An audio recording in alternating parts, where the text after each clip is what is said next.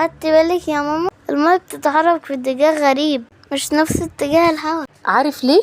ده لأن اللي بيحركها مش الهوا بس، في حاجة اسمها تيارات المحيط، ودي زي طرق سريعة في قلب البحر. طرق سريعة زي اللي بنمشي عليها بالعربية؟ بالظبط، بس الفرق ان التيارات دي بتحرك المية نفسها، وبتشتغل بحاجات كتيرة قوي، يعني زي حرارة الشمس والملوحة حتى دوران الأرض. ايه علاقة الشمس اصلا؟ الشمس بتسخن جزء من المية، فبتبقى الجزء السخن ده أخف ويطلع لفوق، والجزء البارد بيفضل تحت.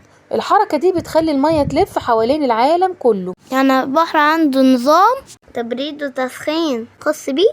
وعارف كمان التيارات دي بتأثر على الجو فوق اليابس، زي تيارات الخليج الدافئ، ده بقى بيخلي أوروبا أدفى من أماكن تانية كتير على نفس خط العرض. واو، يعني ممكن طيار في البحر يغير شكل الحياة في بلد كاملة؟ بالظبط كده، والباحثين بيراقبوا التيارات دي علشان يعرفوا لو هيكون في أي تغيير في المناخ.